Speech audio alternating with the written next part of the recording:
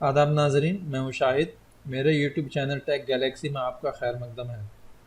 मैं आज InDesign के ट्यूटोरियल नंबर 49 के साथ हाजिर हुआ हूँ और आज मैं आपको बताऊँगा कि InDesign में लेयर्स का क्या फंक्शन है और उसे किस तरह इस्तेमाल करते हैं।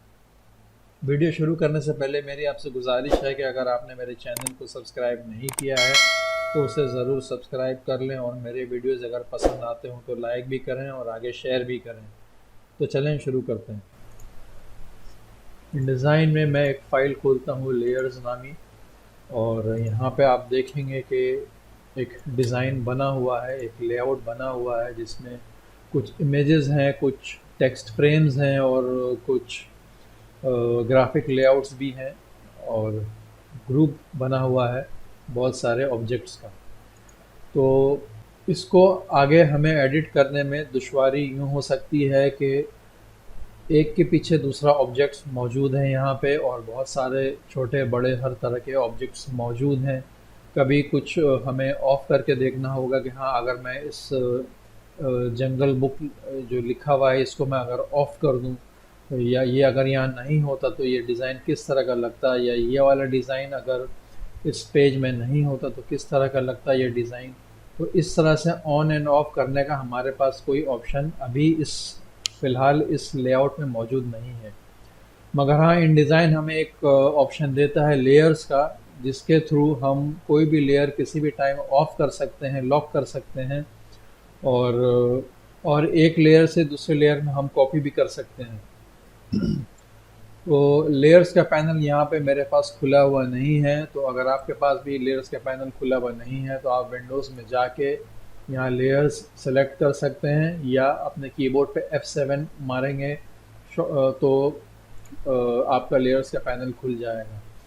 तो बाय डिफ़ॉल्ट InDesign हमें लेयर 1 देता है। मैं इस लेयर 1 पे क्लिक करता हूँ तो आप देखेंगे इस लेयर 1 के अंदर कितनी सारी चीज़ें मौजूद हैं, वो सारी चीज़ें यहाँ पे आप देख पा रहे हैं।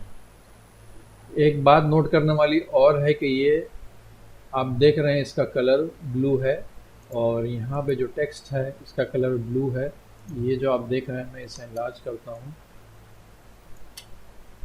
ये जो इसका आउटलाइन आप देख रहे हैं ये सब ब्लू कलर का है, तो ये इंडिकेशन है कि ये लेयर नंबर 1 पे है।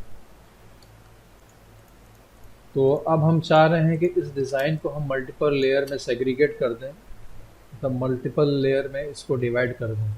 तो पहले तो मैं इसको कोलैप्स करता हूँ, और अब मैं नया लेयर बनाने जा रहा हूँ, तो मैं इस प्लस साइन पे क्लिक करूँगा तो एक नया लेयर बन जाएगा, और इस लेयर को मैं नाम दे देता हूँ बैकग्राउंड। तो आपके पास रीनेम करने का भी दो ऑप्शन है, या तो आप इस पर क्लिक करके थोड़ी देर छोड़ देंगे तो ये अपने आप सिलेक्शन मोड में आ जाएगा। यहाँ पे आप दे सकते हैं बैकग्राउंड, और ऐसे चेंज कर सकते हैं। मैं अंडू करता हूँ। दूसरा ऑप्शन ये है कि इस पर राइट क्लिक करके आप लेयर ऑप्शंस में जाएंगे, तो यहाँ पर भी आपके पास एक ऑप्शन आएगा चेंज करने का। तो यहाँ पे आप देख सकते हैं बैकग्राउंड, इसे कर दिया मैंने ओके। तो अभी मेरे सारा मैटर, सारा ऑब्जेक्ट जितना भी है सब लेयर 1 में है। लेयर 2 खाली है, अभी कुछ भी नहीं है।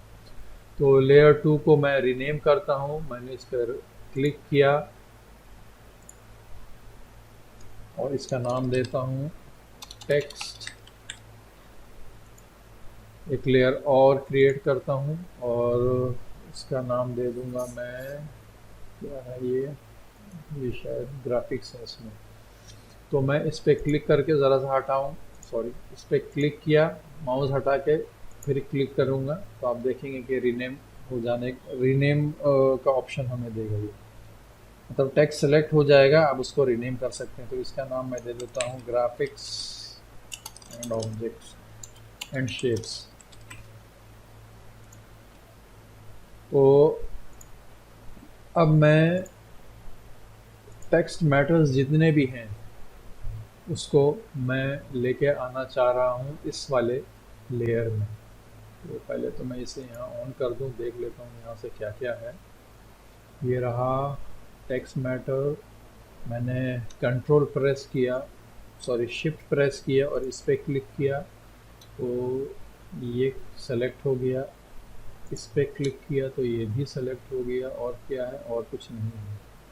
तो मैंने ये 3 टेक्स्ट मैटर को सेलेक्ट कर लिया है। अब मुझे इसको लेके जाना है लेयर, टेक्स्ट लेयर में। तो मुझे करना ये है कि ये जो ब्लू इस बैकग्राउंड में दिख रहा है अभी, ये सिलेक्टेड इंडिकेट्स सिलेक्टेड आइटम, तो मुझे इस पर क्लिक करके यहाँ ऐसे ड्रैग कर देना है। तो आप देखेंगे कि ये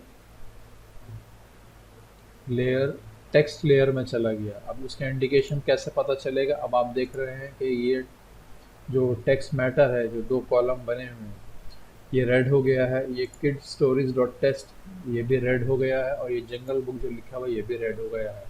हम इनमें से एक्सपैंड करते हैं तो आप देखेंगे ये तीनों आइटम यहाँ पे आ गया है। यहाँ बैकग्राउंड में अब मेरे पास क्या रह गया है, 2 ग्राफिक्स हैं।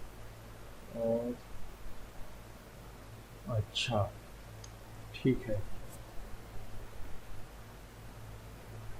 तो ये बैकग्राउंड में ही है। ये भी, ये ग्रुप जो है वो ये आइटम है। तो मैं इसे लेके चला जाता हूँ ग्राफिक्स एंड शेप्स में। तो इस पर क्लिक किया मैंने तो आप देखेंगे कि ये सेलेक्ट हो गया है, और इसका इंडिकेशन है ये सिलेक्शन। आपने इस पर क्लिक करके यहाँ ले जाना है और यहाँ छोड़ देना है। अब ये जो साइड्स जितने हैं आप देख रहे हैं सब ग्रीन हो गए हैं, ग्रीन हो गए हैं। तो ये इस लेयर में ये वाला ग्रुप आ गया है। अब आप चाह रहे हैं कि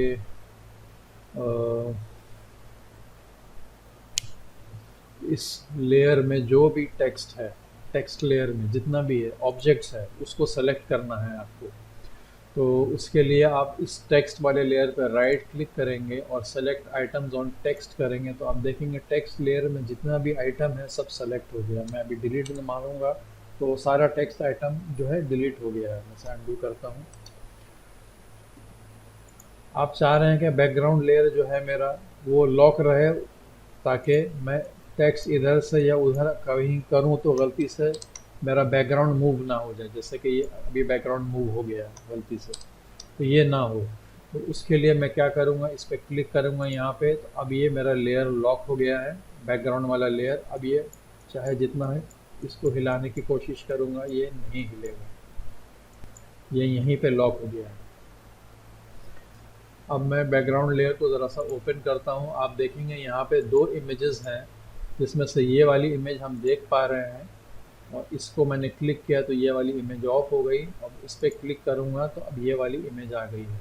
तो ये भी एक एडवांटेज है लेयर का, कि आपने एक लेयर में 2-3 तरह के यहाँ पे बैकग्राउंड दे दिए हैं। अब आप एक एक करके ऑन एंड ऑफ करके देख सकते हैं कि उसमें कौन सा ज़्यादा अच्छा लग रहा है या कौन सा ख़राब लग रहा है या किस चीज़ की ज़रूरत नहीं है। तो ये सारे ऑप्शंस आपके पास हैं। तो मैंने इसे ऑफ कर दिया। किसी भी लेयर में ग्राफिक्स जो होती है वो अपने नाम से पहचानी जाती है। यहाँ पे जैसे कि ये आप देख रहे हैं, इस ग्राफिक्स का ये नाम है पेक्सल्स जेनको फेरलिक, और ये है, इनका नंबर, नाम सेम है, इनका नंबर अलग है। तो ये अलग अलग फाइलें हैं, और इसको आप रीनेम कर सकते हैं। रीनेम करने का तरीका वही है, इस पर क्लिक किया आपने ज़रा सा हट के, फिर क्लिक करेंगे तो ये रीनेम मोड में आ जाएगा। अब इस पर आप नाम दे सकते हैं किड प्लेइंग विद श्रब्स। अब इसमें कौन सी इमेज है देखो, किड ऑन स्विंग, ठीक है। तो मैं इसे भी रीनेम कर दूंगा। इस पर क्लिक करूंगा, हटूंगा, फिर क्लिक करूंगा, किड ऑन अ स्विंग। तो इस तरह से आप अपने लेयर्स को नाम दे सकते हैं, मीनिंगफुल नेम दे सकते हैं, ताकि आपको समझ में आए कि कौन सा इमेज यहाँ पे किससे रिलेट कर रहा है। इसे मैं ऑफ करता हूँ और इसे करता हूँ कोलैप्स। अब मैं टेक्स्ट का ऑप्शन ओपन करता हूँ। अब देखेंगे आप, ये जंगल बुक यहाँ लिखा हुआ है, तो ये टेक्स्ट फ्रेम जितना भी है सब, उसकी एक झलक यहाँ नज़र आती है उस टेक्स्ट की।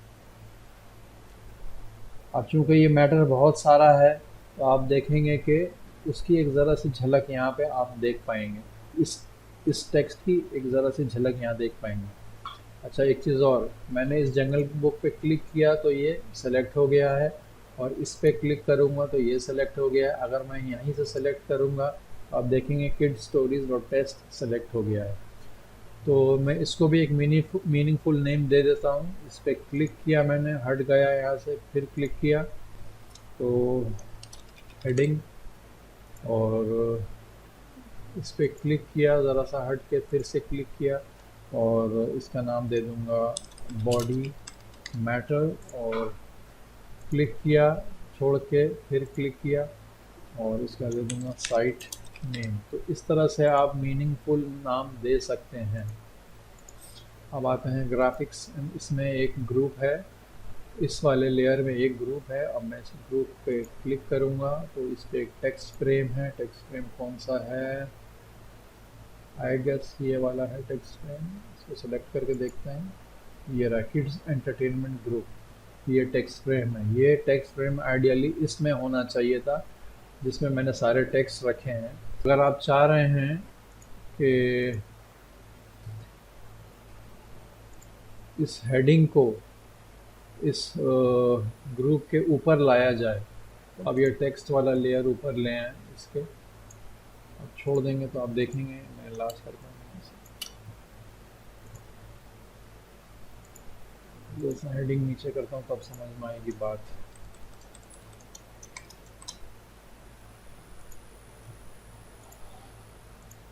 ये पहले नीचे था, टेक्स्ट जो है ग्राफिक्स के नीचे था, तो आप देखेंगे कि ये ग्राफिक्स वाला लेयर ऊपर आ गया है। अब आप चाह रहे हैं कि ये वाला टेक्स्ट वाला लेयर इस ग्राफिक्स के ऊपर चला जाए, तो आप इसे ऐसे ऊपर कर सकते हैं। तो इस तरह से आप जो है